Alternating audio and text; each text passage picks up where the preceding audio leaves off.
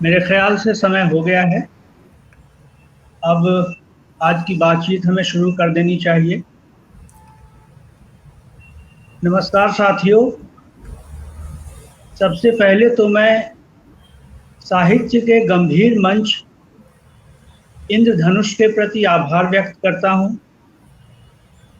इंद्रधनुष के संचालक साथियों को शुक्रिया कहता हूं कि उन्होंने मुझ पर भरोसा किया और यह अवसर मुझे उपलब्ध कराया। साथ ही मैं इंद्रधनुष की तरफ से इस आयोजन में मौजूद सभी साथियों का स्वागत करता हूं। आप सबका इस संवाद में, इस बातचीत में बहुत बहुत स्वागत, हार्दिक स्वागत। आज हमारे साथ उपस्थित हैं समकालीन हिंदी के प्रतिनिधि रचनाकार श्री संजय कुंदन।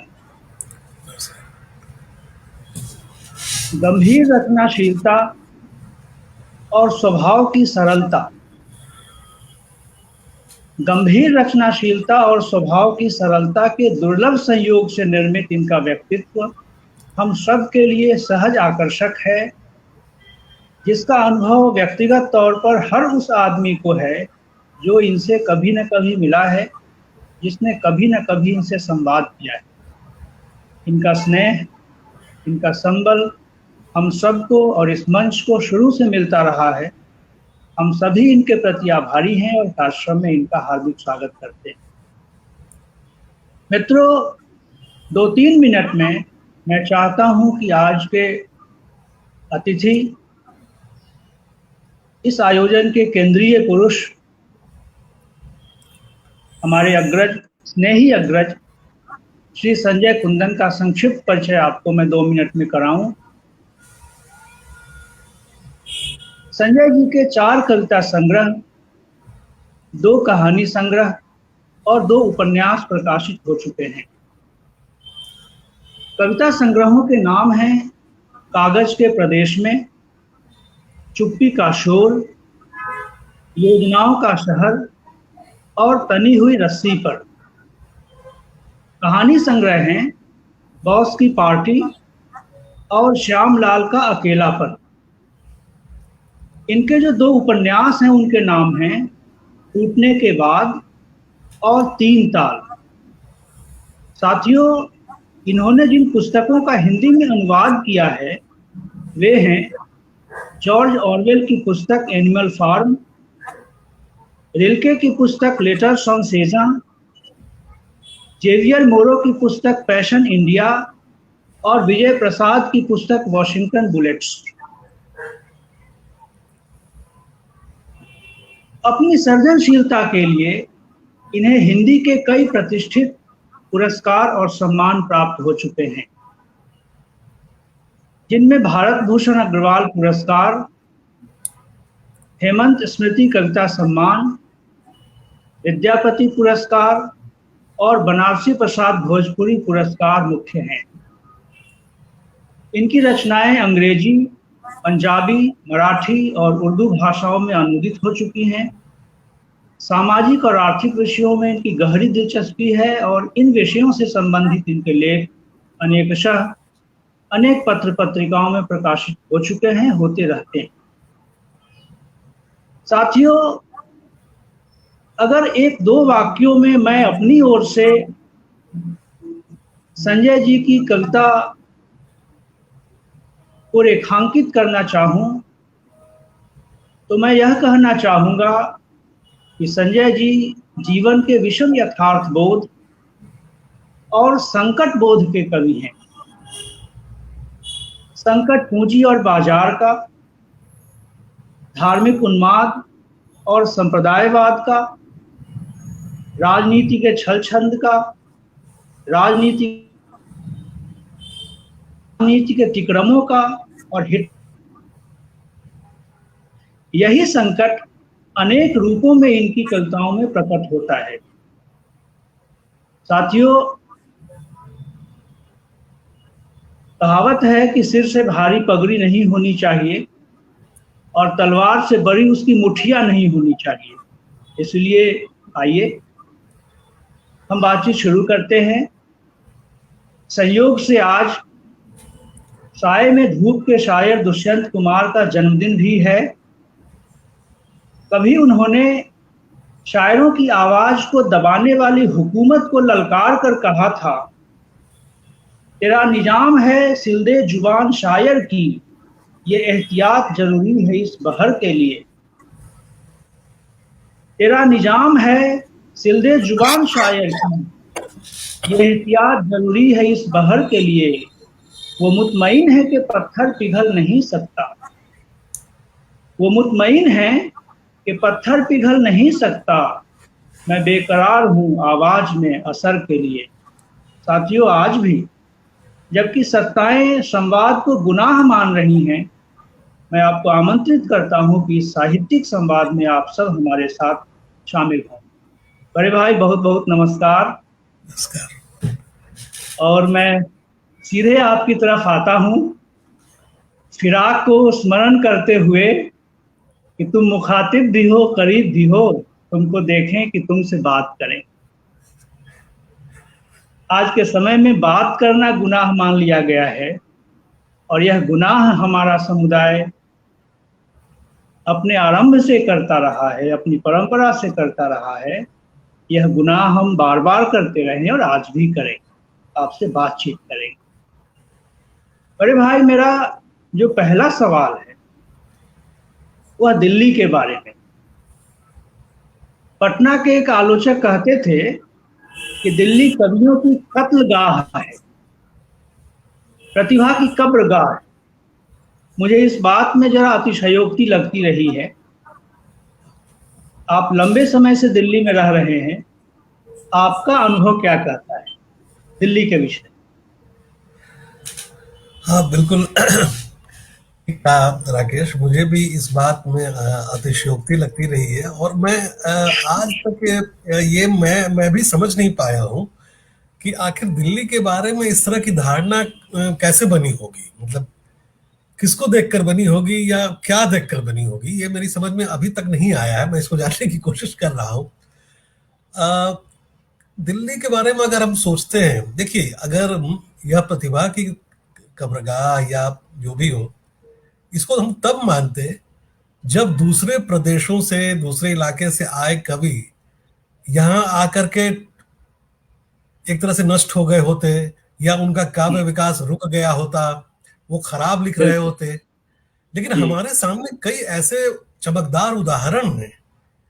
हिंदी के कई महत्वपूर्ण कवि जो छोटी जगहों से आए और आकर के उन्होंने हिंदी कविता को काफी समृद्ध किया दिल्ली में ही आकर के। आप अगर उदाहरण भी लेना चाहें तो आप केदारनाथ सिंह को ले सकते हैं, जो पडरौना से आए, विष्णु खरे आए, रघुवीर सहाय आए, मंगलेश डबराल आए, असद जैदी आए, देव प्रसाद मिश्र आए। तो इन सब की कविताओं में, हालांकि अच्छी कविताएं ये वहां अपने गृह प्रदेश में भी लिख रहे थे, लेकिन दिल्ली आकर के इनकी कविताओं में और चमक आई, निखार आया, विकास हुआ इनकी कविता का। उदय प्रकाश ने दिल्ली में ही रहकर बहुत अच्छी कहानियां लिखी, योगेंद्र आहूजा यही लिख रहे हैं। तो कैसे ये कत्लगाह है, ये मेरी समझ में नहीं आया। और कुछ हो सकता है कुछ रचनाकार यहाँ नष्ट हो गए हो, तो वो कहीं भी हो सकता है। वो थोड़ी जटिल है, एक लेखक की जो विकास यात्रा होती है बड़ी जटिल होती है। लेकिन अगर दिल्ली पर केंद्रित करें तो हमारे पास इतने उदाहरण हैं, अच्छे उदाहरण हैं, सकारात्मक उदाहरण हैं, कि यह धारणा खंडित हो जाती है कि यह कत्लगाह है। और मुझे तो निजी अनुभव ऐसा कहीं मतलब हतोत्साहित करने वाला कोई हमें नहीं दिखा। मुझे तो यहाँ बहुत ही प्रोत्साहन, सहयोग और बड़ा ही सकारात्मक माहौल दिखा। तो इसलिए मैं इस धारणा को तो नहीं मानता हूँ कि ये कत्लगाह है या कब्रगाह है प्रतिभा की, जो भी। भैया, आपकी बातचीत से, इस बात से मेरी समझ को बहुत बल मिला, और मैं मानता रहा हूँ कि इसमें अतिशयोक्ति है। जब गुरुजन ऐसा कहते हैं तो एक तकलीफ भी होती है, असमंजस होता है। लेकिन आपकी बात को मैं समझना चाह रहा था, और अपनी समझ दुरुस्त है इस बात में मैं आज बहुत इस बारे में निश्चिंत हुआ कि मेरी समझ ठीक है इस मामले में। तो अगला सवाल मेरा है आपके प्रोफेशन के बारे में। भारतेंदु और प्रेमचंद से लेकर मुक्तिबोध, रघुवीर सहाय, विष्णु नागर तक इन सब में पत्रकारिता के अपने अनुभवों का बड़ा ही सृजनात्मक इस्तेमाल अपने लेखन में किया है। एक पत्रकार के रूप में आपका अनुभव भी अब सुदीर्घ है, लगभग 2.5 दशकों का है जितना मैं जानता हूँ। पत्रकारिता ने आपके लेखन को किस रूप में प्रभावित किया? देखिए, जो बात आप दिल्ली के बारे में कह रहे थे, कुछ लोग पत्रकारिता को लेके भी ऐसा ही कहते रहे हैं कि लेखक कवि अगर पत्रकारिता में जाएगा तो नष्ट हो जाएगा। यह भी एक राय रही है।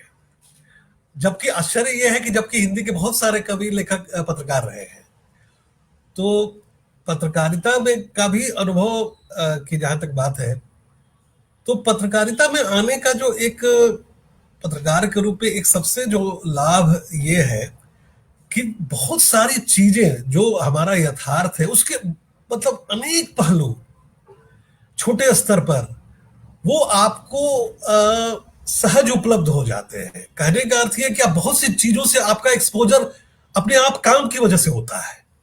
आप राजनीति की बारीकियों को समझते हैं, आप उसके तमाम भीतर की जटिलताओं को समझते हैं।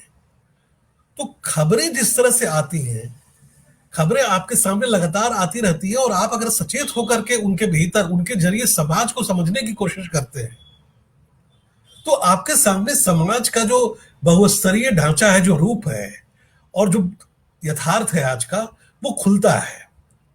लेकिन उसके लिए आपकी आंखें खुली होनी चाहिए, आपको सचेत होना पड़ेगा, आपकी दृष्टि खुली होनी चाहिए। तो पत्रकारिता का एक फायदा ये है। दूसरा एक और भी है कि पत्रकारिता एक तरह का अनुशासन देती है लिखने में, लेखन में। अनुशासन इस तरह का कि एक निश्चित अवधि में आपको बहुत चीजें लिखनी होती है, बहुत तरह तरह की चीजें लिखनी होती है। आपको एक साथ बिल्कुल अलग विपरीत चीजें भी लिखनी पड़ती हैं। तो इसको मैं सकारात्मक रूप में लेता हूं। कुछ लोग इससे परेशान होते हैं, लेकिन मेरा मानना है कि इससे आपको एक तरह से एक अनुशासन में बदलना होता है कि अभी ये लिखना है, इतना ही लिखना है, फिर हमको इतने समय में यह भी लिखना है। तो इससे भाषा के स्तर पर एक तरह का अनुशासन आता है और कई तरह की चीजों को समझने और उन्हें व्यक्त करने का एक अवसर मिलता है। तो इसलिए मुझे तो लेखन में पत्रकारिता से बहुत लाभ हुआ और बहुत चीजें जानने का मौका मिला। अगर मैं शायद पत्रकारिता में नहीं आता तो मैं उन चीजों से वंचित रह जाता, मुझे ऐसा लगता है। बिल्कुल, आपने बहुत साफ ढंग से इस विषय में अपने विचार रखे और जाहिर है कि भारतेंदु से लेकर और प्रेमचंद से लेकर विष्णु नागर तक और आप तक, रघुवीर सहाय इसके बड़े उदाहरण हैं। इन सभी लेखकों ने, कवियों ने, कथाकारों ने अपने समय संदर्भों को ठीक ढंग से समझकर, जानकर और सभी क्षेत्रों के विषय में जो दिक्कतें हैं, उनकी जो विडंबनाएं हैं, जो सुख दुख हैं जीवन के, जितने भी क्षेत्र हैं उन सब के, इनको बेहतर ढंग से समझा और अपनी रचनाशीलता में इनका बहुत ही सृजनात्मक ढंग से उपयोग किया। आपकी कविताओं को पढ़ते हुए भी कई बार लगता है कि आपने अपने युग के यथार्थ की जितनी जटिलताएं हैं उनको बहुत बारीकियों से समझने की चेष्टा की है। इसलिए मुझको लगता है कि आप अपनी पीढ़ी में अपने युग को समझने की दृष्टि से हमेशा चिंतित रहे हैं, तत्पर रहे हैं और मुझको तो लगता है कि ये चीजें आपको चैन से जीने भी नहीं देती। लगातार आपकी कविताएं हांट करती हैं, इन प्रश्नों को लेकर बेचैन होती हैं, हमें कुरेदती हैं, हमें सत्य और यथार्थ से परिचित कराती हैं। हर कविता में अपने समय का जो यथार्थ है वो दिखाई देता है। भैया, अगला सवाल मेरा अपनी पीढ़ी, आपकी पीढ़ी और आसपास की 2-3 पीढ़ियों को लेकर है।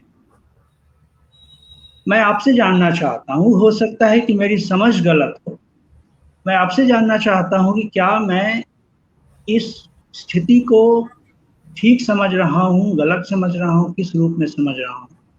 आपका ध्यान मैं एक विडंबनापूर्ण स्थिति की ओर ले जाना चाहता हूँ। मुक्तिबोध ने अपनी डायरी में लिखा है कि आजादी के बाद के बदले हुए परिवेश में देश में अवसरवादिता बढ़ी है, लोभ लाभ बढ़े हैं, स्वार्थ और चापलूसी जैसी चीजों में इजाफा हुआ है। इस परिवेश ने और पूंजीवादी इच्छाओं के असर ने लेखकों के व्यक्तित्व को भी विघटित किया है, उसे बौना बनाया। मुझे लगता है कि आजादी के बाद पीढ़ियों का कद लगातार छोटा से छोटा होता गया है। पूंजीवादी व्याघात ने लेखक के व्यावहारिक और वैचारिक जीवन के बीच एक अंतराल, एक गैप पैदा कर दिया है, जो मुझे लगता है कि आज की एक सबसे बड़ी रचनात्मक समस्या है। अपनी ब्रह्म राक्षस कविता में मुक्तिबोध ने शायद इसी ओर इशारा करके कहा था कि पिस गया वह भीतरी और बाहरी दो कठिन पाटों बीच, कैसी तेज डी है नीच। क्या पूंजीवादी इच्छाओं ने रचनाकार के व्यक्तित्व को विखंडित कर दिया है, उसके चेतना और व्यवहार के बीच दो फाड़ कर दिया है? क्या पूंजीवाद ने हम सबको ब्रह्म राक्षस बना दिया? बिल्कुल राकेश, आप महत्वपूर्ण एक बड़े महत्वपूर्ण मुद्दे को आपने उठाया है, और जिसका कोई बना बनाया जवाब बहुत ही देना आसान नहीं है। मतलब हम सब इससे जूझ रहे हैं, और यह हम सब के लिए ये एक बहुत बड़ी चुनौती भी है, इसको समझने की भी, कि किस तरह से पूंजीवाद ने जिस तरह से हम सबको संस्कृति और साहित्य के सामने एक चुनौती पेश की है। और यह तो सही है कि धीरे धीरे जो जो आगे कविता बढ़ती गई है, वो कद भी छोटा हुआ। ये हर क्षेत्र में हुआ है, ऐसा नहीं है कि यह सिर्फ साहित्य में हुआ है, और क्षेत्रों में भी हुआ है ये। मुझे कई बार लगता है, हालांकि मैं खुद अभी इस प्रक्रिया को समझने की कोशिश कर रहा हूँ। अभी मैं जैसा कह रहा हूँ कि अंतिम रूप से इस बारे में अभी मैं भी शायद नहीं कर पाऊँ, लेकिन ये सवाल मुझे भी बेचैन करता रहा है, परेशान करता रहा है। देखिए, पूंजीवाद जो है वो दरअसल आपके मूल्यों पर आघात करता है। मतलब वो एक नए मूल्य लेकर आता है, वो अपना एक अलग मूल्य लेकर आता है, और वो इतना आक्रामक ढंग से आता है कि आपके सारे मूल्यों को तहस नहस कर देता है वो।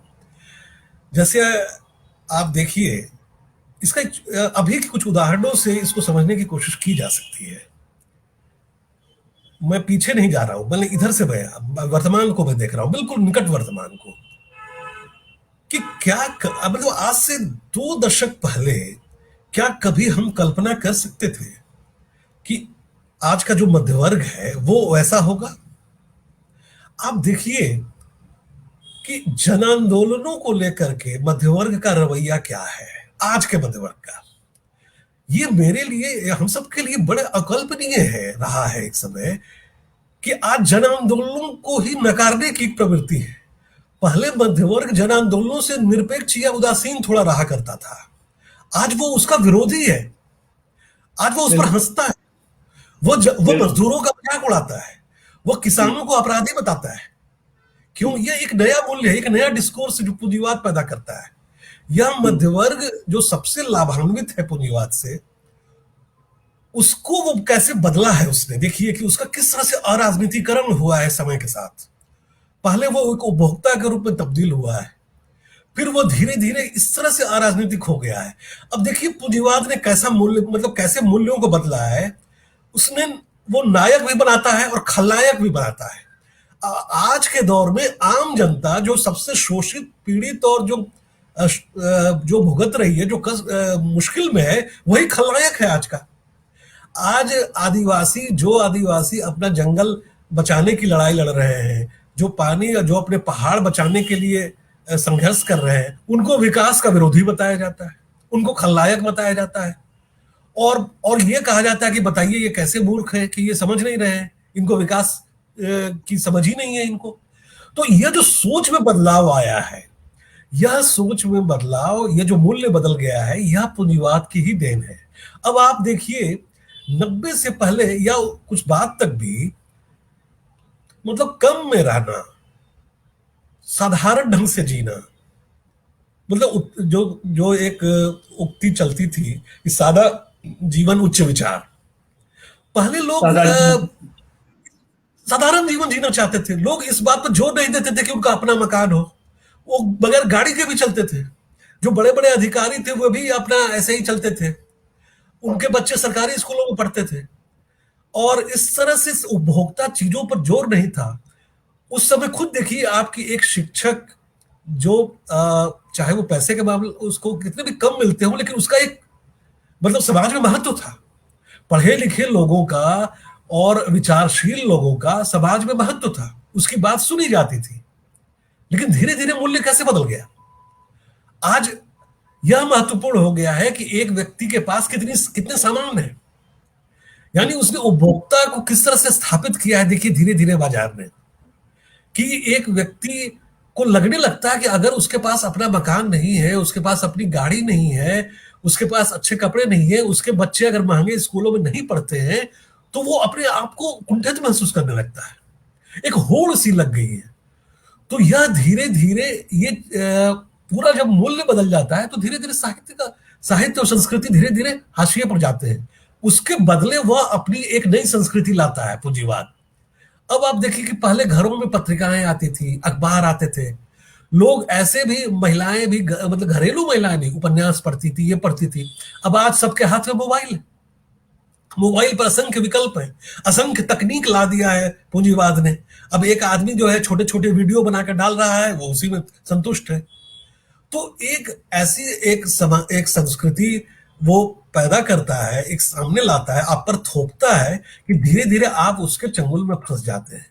तो निश्चित रूप से यह एक संकट पैदा हुआ है, और धीरे धीरे इसलिए साहित्य, गंभीर साहित्य, सृजनात्मक साहित्य, जन पक्षधर साहित्य धीरे धीरे हाशिए पर जाने लगता है। ऐसा लग रहा है वो धीरे धीरे उसका महत्व कम हुआ है, और हमारे सामने पूंजीवादी संस्कृति जो है, जो उपभोक्तावाद है, और उसका भी अपना एक देखिए कि वो साहित्य को भी उसी तरह से बनाने की कोशिश करता है जो उसको सूट कर सके।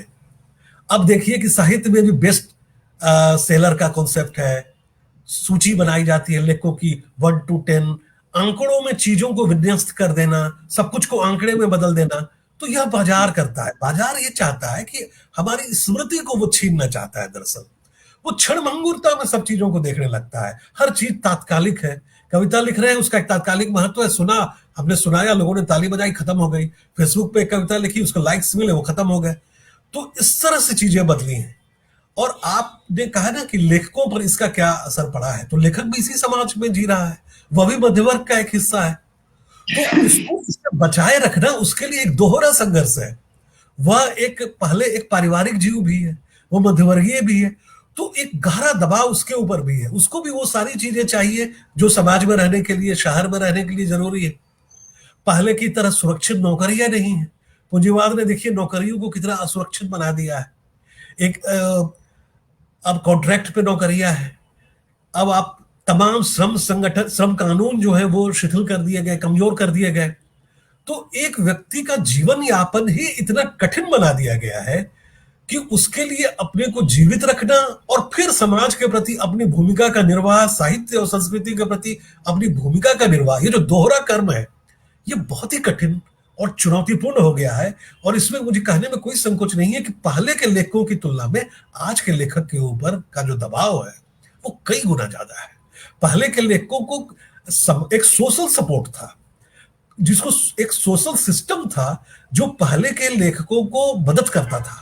पहले के लेखकों के ऊपर यह दबाव नहीं था कि वो एक खास तरह के कपड़े पहने, उनके बच्चे महंगे स्कूलों में पढ़े, या तमाम चीजें।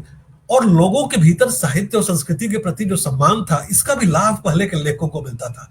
आज का लेखक तो कहीं है ही नहीं, क्योंकि साहित्य और संस्कृति के प्रति आम आदमी में या मध्यवर्ग में खास करके कोई सम्मान नहीं रह गया है। तो आज के लेखक की स्थिति वाकई बड़ी विकट हो गई है, ये मुझे ऐसा लग रहा है। आपने बहुत गंभीरता पूर्वक इस बात को स्पष्ट किया, और वाकई ये बातचीत आज की उपलब्धि थी। आपने इस समस्या की जटिलता के कई सिरों को यहाँ बहुत ही स्पष्ट ढंग से हमारे सामने रखा, और आपने बताया कि आज जो लेखक हैं, हमारी पीढ़ियाँ हैं, जो भी सृजनात्मक काम में लगे हुए लोग हैं, उन पर दबाव बहुत ज़्यादा है, क्योंकि सामाजिक सपोर्ट उनको नहीं। भैया, एक सवाल आपकी आने वाली पुस्तक के विषय में जानना चाहते हैं आपसे, जिज्ञासा है वाम प्रकाशन से आपकी एक किताब आने वाली है पटना के ऊपर। इस किताब के बारे में जरा बताइए, क्या है इसमें, पटना किस रूप में? एक पटना से बाहर या कोई भी आदमी जहाँ पैदा होता है उसकी स्मृति उसके साथ हमेशा चलती है और वो उस शहर से उसका एक लगाव बना रहता है। अंग्रेजी के एक लेखक हैं पटना के, उन्होंने पटना के बारे में यह लिखा कि वहाँ जो पैदा होता है वो उससे भागना चाहते हैं उससे। लेकिन मेरा उल्टा है, मतलब मेरा मामला यह है कि पटना से जुड़ाव इतना ज्यादा है कि मानसिक और भावनात्मक जुड़ाव तो है ही। भले मैं दिल्ली में रह रहा हूँ लेकिन पटना को लेकर के एक नॉस्टैल्जिया तो नहीं है लेकिन एक जुड़ाव हमेशा बना हुआ है और उसकी स्मृति हमेशा सजीव बनी रहती है मेरे भीतर। तो मुझे ये लगा कि क्यों ना शहर को मुड़ के देखा जाए। आज जीवन के इस मोड़ पे, मतलब पटना छोड़े हुए करीब 25 साल हो गए, तो 25 साल, हाँ 2.5 दशक समझिए हो गए। 95 में लगभग 25 साल हो ही गया। तो मुझको ठीक ठीक याद था, मुझको याद था। हाँ हाँ, हाँ। तो वाम प्रकाशन के साथ काम करते हुए मेरे दिमाग में योजना आई कि विभिन्न शहरों पे लोगों से लिखवाया जाए कि जो भी व्यक्ति जिस शहर का है वो दूसरी जगह जाके अपने शहर को कैसे याद करता है। तो भाई इसमें मेरी जिम्मेवारी थी कि मैं भी पटना को कैसे याद करता हूं यह लिखूं। तो पटना पर जब मैंने लिखना शुरू किया तो फिर मुझे ध्यान आया कि ऐसा ना हो कि यह सिर्फ एक संस्मरण की किताब बनकर आ जाए।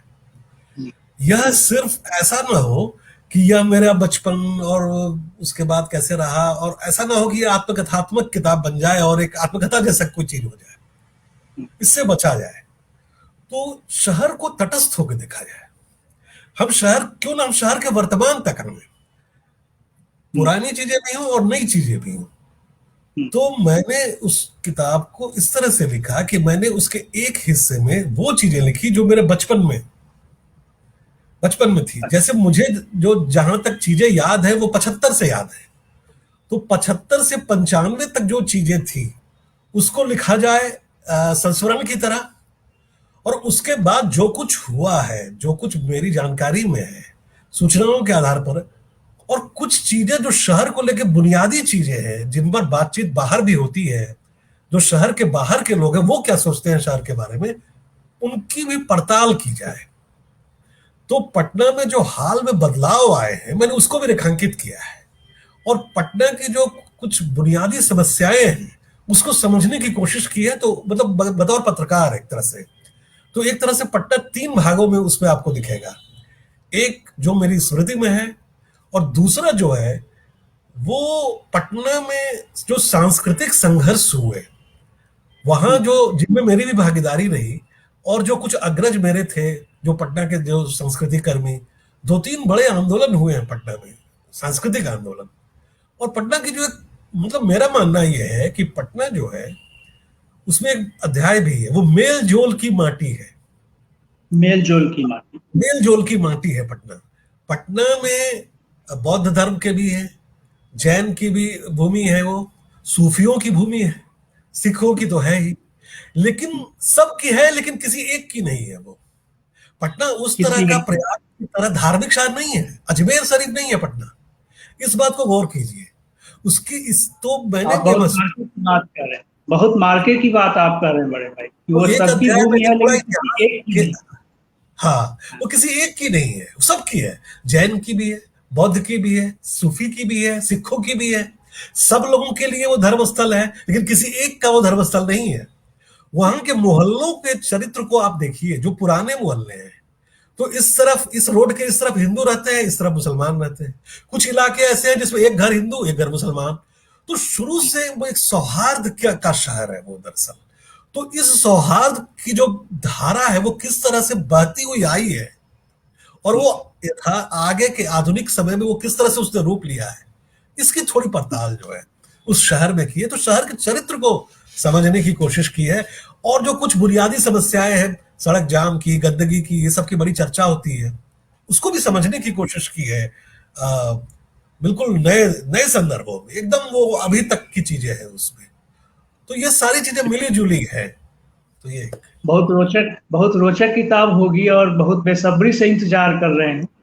हालांकि आपकी इस बात से अपने शहर को देखने की एक दृष्टि मिली है।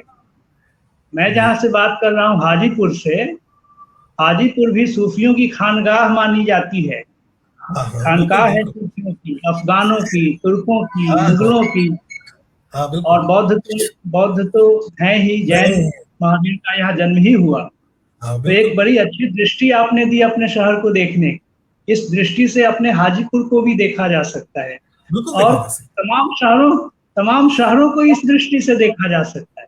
है। बिल्कुल। और इसी कड़ी में, इसी मतलब एक तरह से सूत्र हो गया, मुझे मुझे मिल गया इससे पट्टा पर लिखते हुए, तो मैं और भी शहरों पे वाम प्रकाशन जो है कई किताबें ला रहा है इसी श्रृंखला में। हाँ, ये तो मैंने वाम प्रकाशन की यह योजना मैंने देखी जो बहुत अच्छी है। कई लोग इस विषय पर लिख रहे हैं।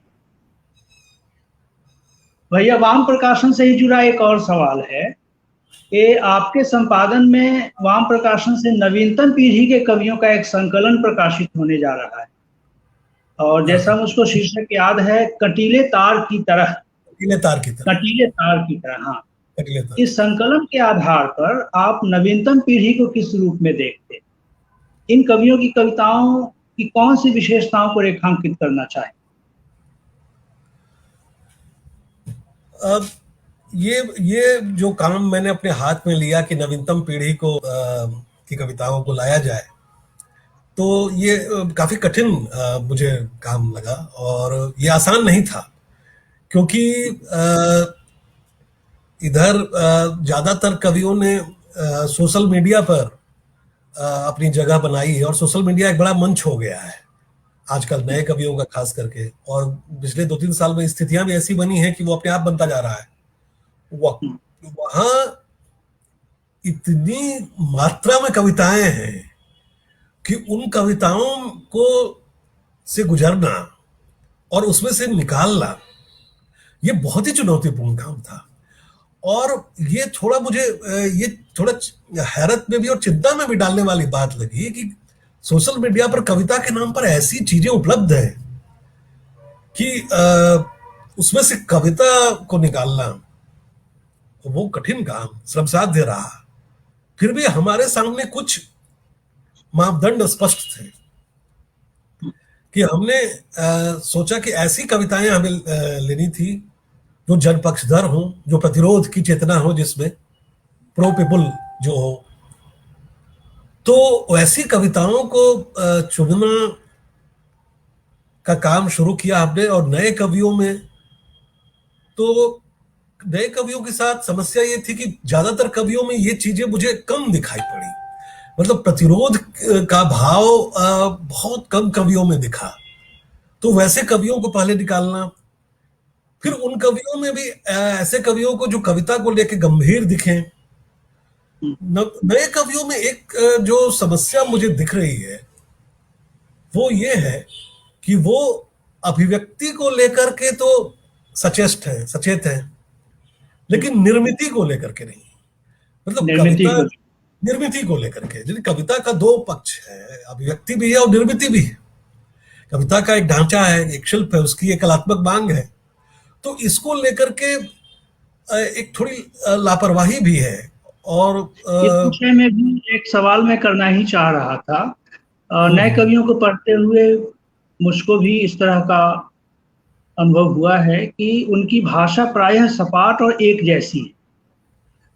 और अच्छे गद्य का भी अपना मजा होता है, लेकिन वह भी वहाँ दुर्लभ है।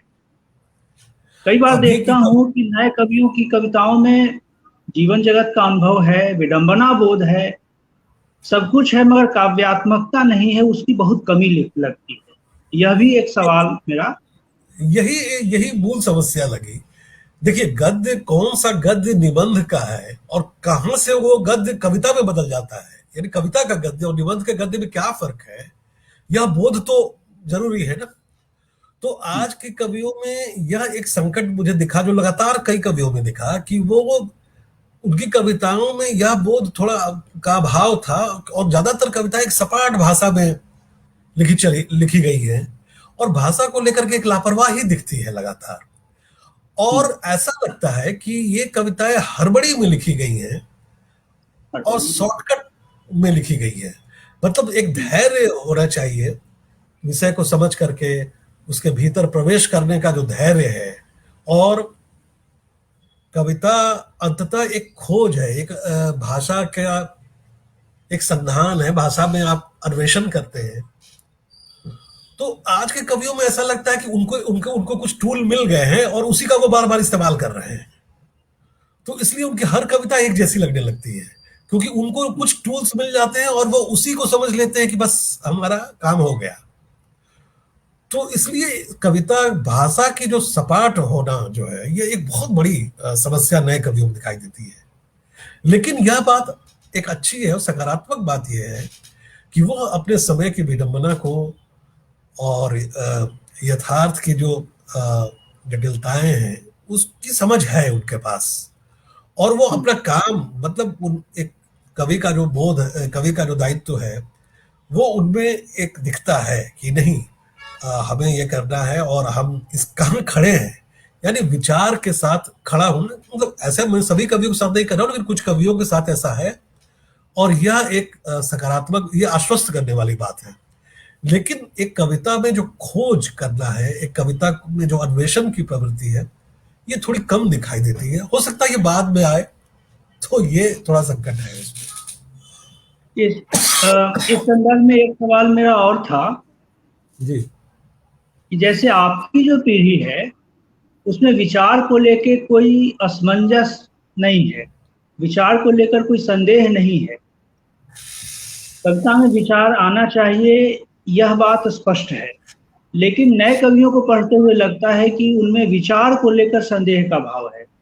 उनके मन में इस बात को लेकर द्वंद्व है कि कविता में विचार को आना चाहिए कि नहीं आना चाहिए, विचार आए तो कैसे आए, कितना आए, आए कि नहीं आए, इसकी क्या वजह हो सकती है? इसकी वजह वही है जो मैंने अभी पहले कुछ देर पहले कही, जो पूंजीवाद वाली बात।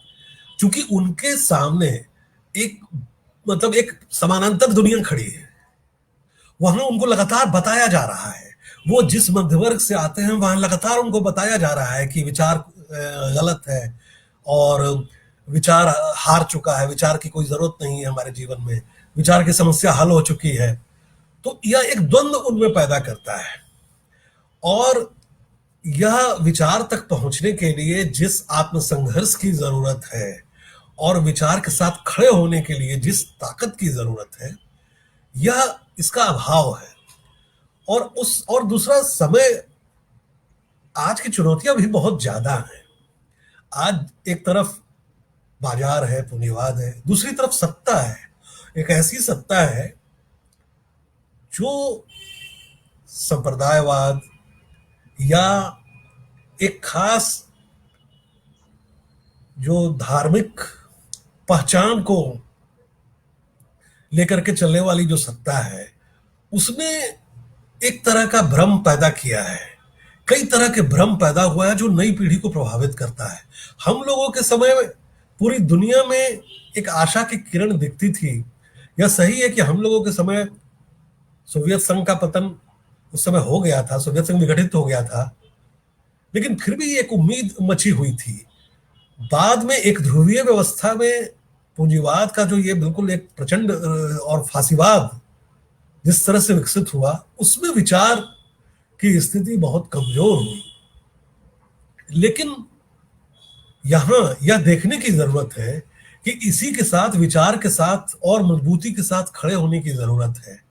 हिंदी कविता में आप देखिए कि पिछले कुछ वर्षों में दलित, आदिवासी और स्त्री स्वर बहुत तेजी से सामने आए हैं। और यह इसलिए हुआ है कि समाज में इन वर्गों ने अपनी हिस्सेदारी के लिए, अपनी भागीदारी के लिए संघर्ष तेज किया है। लेकिन पूंजीवाद लगातार अपने प्रचार के जरिए विचार के खिलाफ या इन शक्तियों के खिलाफ एक माहौल बना रहा है। तो इसका असर युवा कवियों पर पड़ता है और वो एक लगातार दुविधा में रहते हैं कि विचार के साथ हमारा जाना कहाँ तक सही है, विचार वाकई कोई टिकाऊ चीज है या नहीं। दूसरा क्या होता है कि पूंजीवाद ने साहित्य में भी एक तात्कालिक स्थापित होने, तात्कालिक चमक दमक और प्रसिद्धि, ये जो स्टारडम जो खड़ा करता है पूंजीवाद, वो साहित्य में भी दिखता है। तो नए कवियों के सामने यह भी द्वंद्व है कि हम विचार के साथ खड़े होने का रास्ता एक अंधकार का रास्ता है, यह हमें प्रसिद्धि नहीं दिला रहा है। तो हमें तत्काल प्रसिद्धि चाहिए, तत्काल हमें कवि को भी एक स्टारडम मिलना चाहिए, और ऐसे कई कवि खड़े कर दिए हैं बाजार ने। तो इसलिए यह भी द्वंद्व है नए कवियों में कि एक ऐसी कविता लिखी जाए जो सुख और तथाकथित प्रेम और सौंदर्य की, हालांकि उसमें कला, वो भी कला मतलब उस स्तर की कला भी नहीं होती है, इसके बावजूद उनमें एक होता है कि क्यों ना हम ऐसी कविता लिखें जो हमें तत्काल स्टार बना दे, जो हमें फेसबुक पर इतने लाइक्स दिला दे, जो हम छा जाएं अपने मित्रों के बीच। जो एक तात्कालिकता जो है, जो पूंजीवाद की बात जो पहले कह रहा था, यह तात्कालिकता का जो नायकत्व है, तो विचार के साथ खड़ा होना तो बहुत कठिन है। विचार के साथ खड़े होने पर जेल मिलती है। कई बुद्धिजीवियों आज जेल में है, कई कवि, वरवर राव जैसे कवि जेल में थे। तो वो देख रहे हैं आज के युवा कि सुविधाजनक रास्ता कौन सा है, तो सुविधा का जो रास्ता है वो उसको पकड़ना चाहते हैं। तो इस तरह से जो विचार के साथ भी है वो भी उधर जा रहा है, तो एक द्वंद्व दिखाई पड़ता है, एक दुविधा में वो पड़े हुए। यह दुविधा हम लोग के समय नहीं थी। मैं अपना अनुभव बताऊं कि नीलय उपाध्याय की कविताओं को पढ़ते हुए, या कई बार बोधिसत्व की कुछ कविताओं को पढ़ते हुए, और आपके सारे संग्रहों की कविताओं को पढ़ते हुए लगता है कि विचार के प्रति जो प्रतिबद्धता है उसके लिए कोई हिचक नहीं है। अभी मैं आपका संग्रह देख रहा था तनी हुई रस्सी पर, आपने सांप्रदायिक सत्ता और बाजार की सत्ता के खिलाफ लगातार लिखा है। पूंजी, धर्म और राजनीति की सत्ताओं की जो तिकड़ी है, उसका जो तिक्रम है, उसे अधिकांश कविताओं में आपने उघाड़ा है। लेकिन जो नवोदित कवि हैं, मेरे मन में जो सवाल है, मैं आपसे इस सवाल को लेकर रोशनी चाहता हूं। मैं चाहता हूं कि आप बताएं। मुझको ऐसा लगता है कि नवोदित लेखकों में 3 तरह की बातें हैं। कुछ कवि ऐसे हैं जिनको सत्ता का भय है, कुछ कवि ऐसे हैं जिनको सत्ता का लोभ है, और कुछ कवि ऐसे हैं जिनको सत्ता से विरक्ति है। तो क्या ये तीनों कारण हो सकते हैं, सत्ता का लोभ, सत्ता का भय या सत्ता से विरक्ति, या इनमें से कोई एक कारण जिसको आप मुख्य मानते हैं? हाँ बिल्कुल, मुझे लगता है कि ये बातें हो सकती है। दरअसल है क्या कि एक बात है, अगर आप विचार के साथ खड़ा होने में एक जोखिम है, यह तो स्पष्ट है, ये सब जानते हैं कि विचार के साथ खड़े होने में इस बात का पूरा जोखिम है कि खुद ही आप साहित्य की दुनिया में ही आपको कोई ना माने। समाज से तो आप गए ही, समाज में तो आप हाशिए पर हैं ही, हो सकता है साहित्य की दुनिया ही जो है उसी में आप चले गए, आपको कभी ही नहीं माने। नए कवियों में यह द्वंद्व है कि हम ऐसा कौन सा रास्ता चुने कि जो हमें कम से कम कवि तो बनाए रखे। उनको हमेशा ये लगता है, बल्कि कई नए कवियों से बातचीत करके मुझे हमेशा लगता है कि वो, उनको यह डर सताता है कि आने वाला रास्ता, आने वाला जो साहित्य संसार है, वो किसको महत्व देगा। कहीं ऐसा तो नहीं कि विचार की बेदखली होने वाली है, कहीं ऐसा तो नहीं कि कभी उन्हीं को माना जाएगा जो विचार के साथ नहीं है। और दूसरी एक बात यह भी है कि पिछले 2-3 दशकों में समाज में, जैसा कि मैं पहले भी कह रहा था, कि मध्यवर्ग का अराजनीतिकरण हुआ है। तो जो अराजनीतिकरण की प्रक्रिया है वो कवियों में भी आई है ना, तो वो उसी मध्यवर्ग का हिस्सा है। तो मध्यवर्ग से आने वाले जो नए लड़के हैं उनमें एक स्वभावगत भी ऐसा है, वो स्वभावगत ही अराजनीतिक है। और दूसरी बात यह है कि जैसे हम लोगों के समय में पुरानी पीढ़ी से एक रिश्ता था हमारा, हम लोगों का जो राजनीतिकरण हुआ है वो कैसे हुआ है, वो संवाद के जरिए हुआ है, अपनी वरिष्ठ पीढ़ी के साथ निरंतर काम करने से हुआ है। हम लोगों ने लगातार काम किया है उनके साथ हम जुलूसों में गए हैं, हम उनके साथ नुक्कड़ नाटक किया है, हम उनके साथ धरने पर बैठे हैं, प्रदर्शन किया है हमने। आज ऐसा संवाद की स्थिति समाज में नहीं है। पुरानी पीढ़ी से संवाद भी नहीं है नई पीढ़ी का। नई पीढ़ी को अपनी परंपराओं के बारे में पता भी नहीं है। उनको हो सकता है निराला के बारे में ना मालूम हो, उन्होंने पढ़ा ही ना हो निराला को, और उसको उनकी जरूरत ही नहीं महसूस होती है। उनको लगता है इसकी जरूरत क्या है, इसकी क्या जरूरत है, हम क्यों जाने पुराने कवियों को। ऐसे बहुत से कवि हैं जो वाकई पुराने कवियों को नहीं जानते हैं। हमारे जो परंपरा के, जो हमारे पुरोधा कवि हैं, हमारे जो पुरखे हैं, उनको हम नहीं जानते हैं वो। तो अपनी परंपरा से कितना लगाव है, अपनी स्मृतियों से कितना जुड़ाव है, इस पर भी बहुत कुछ निर्भर करता है। तो हम लोगों का जो राजनीतिकरण है, हम लोगों ने जो ये कठिन रास्ता चुना है, वो उसकी वजह ये है कि हम लोगों का एक प्रशिक्षण, कह सकते हैं कि एक प्रशिक्षण हुआ है हम लोग का, और हो सकता है ये हम लोगों की जिम्मेवारी भी है कि हम लोग ये प्रशिक्षण नहीं दे पा रहे हैं नई पीढ़ी को। ये ऐसा हो सकता है भैया, लगता है। समय की सीमा है, एक सवाल आपसे और अंतिम पूछना चाहता हूं, अगर आप 1 मिनट में बता सकें कि सोशल मीडिया के असर में, सोशल मीडिया ने रचना कर्म को और पूरे साहित्य जगत को किस रूप में प्रभावित किया है? देखिए, बहुत सी बातें मैं कह चुका हूँ ये सोशल मीडिया पर। ये सोशल मीडिया के, देखिए मैं बहुत संक्षेप में कहना चाहता हूँ कि सोशल मीडिया का अगर सचेत रूप से इस्तेमाल किया जाए तो ये बहुत अच्छी चीज है, लेकिन दिक्कत यह है कि यह एक ऐसा माध्यम है जो बिल्कुल एक तरह से बहुत सुविधाएं देता है। तो इसकी सुविधा में ही एक खतरा भी निहित है कि एक कवि इस पर अपने को बहुत जल्दी स्थापित कर सकता है, ये उसको सुविधा प्राप्त है, और वो अपना एक गलत मापदंड में फंसने का खतरा है। वो अगर देख रहा है कि 200 लाइक्स हमको मिल रहे हैं तो वो इसको अपनी उपलब्धि और अपनी सफलता मान लेता है, जबकि वो यह देखने की जहमत नहीं उठाता कि ये 200 लाइक्स वाकई उसकी कविता के अध्ययन करने वाले दे रहे हैं, गंभीरता से लेने वाले कर रहे हैं, या उसके मित्र या बिना पढ़े देने वाले हैं। वो मूल्यांकन की प्रवृत्ति, आलोचना की प्रवृत्ति, खुद पर सवाल उठाने की प्रवृत्ति और संघर्ष, मतलब कि भाषा का जो संघर्ष है, उससे यह मीडिया बचा ले रहा है। तो प्रकाशन की सुविधा तो इस मीडिया ने दी है, बहुत ही महत्वपूर्ण इसने दी है। इसने बचाया है एक तरह से, साहित्य संस्कृति को एक मंच भी दिया है, एक वैकल्पिक मंच दिया है, लेकिन इसके अपने खतरे हैं। तो मैं यही कहूंगा कि यह ऐसी तकनीक है जिसका सचेत इस्तेमाल किया जाए, सचेत होकर के, सजग होके अगर इसका इस्तेमाल किया जाए तो यह एक अच्छा माध्यम है, लेकिन इसके ट्रैप में फंसने का भी जो खतरा है। तो नए कवियों को यह समझना होगा कि यह जो सुविधा उनको प्राप्त हुई, इस प्रकाशन की जो सुविधा है, आत्म प्रकाशन की या जो कुछ भी है, उसको समझे, यानी उसमें फंसे नहीं, उसका इस्तेमाल करें, सकारात्मक इस्तेमाल करें, लेकिन उसमें फंसे नहीं। ये मतलब बहुत बहुत धन्यवाद अग्रज, बड़े भाई। आज आपसे बहुत सार्थक बात हुई और व्यक्तिगत तौर पर मुझको आज बहुत सीखने को मिला। इस कार्यक्रम में शामिल हमारे जो साथी हैं, उम्मीद है कि उनको भी कुछ सार्थक लगा होगा। अगर जरा सा भी यह कार्यक्रम उन्हें पसंद आया होगा तो मैं आज अपनी यह बातचीत सफल मानूंगा। इस कार्यक्रम में आने के लिए श्री संजय कुंदन जी का बहुत बहुत आभार। जैसा आप सभी जानते हैं, समकालीन हिंदी साहित्य के बहुत चर्चित नाम, अग्रणी नाम, प्रतिनिधि हस्ताक्षर हैं।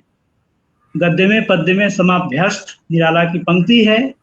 कविता में, कथा में, उपन्यास में, अनुवाद में, संपादन में, पत्रकारिता में इनके सृजनात्मक व्यक्तित्व के अनेक आयाम हैं। हम सभी लोग इनसे सीखते हैं। आप सबकी ओर से, मंच की ओर से, व्यक्तिगत रूप से मैं इनके प्रति हार्दिक कृतज्ञता ज्ञापित करता हूं। और आज का यह कार्यक्रम यहाँ समाप्त होता है। बहुत बहुत धन्यवाद। बहुत बहुत धन्यवाद राकेश, और इंद्रधनुष के सभी साथियों को बहुत बहुत शुभकामनाएं और धन्यवाद। नमस्कार।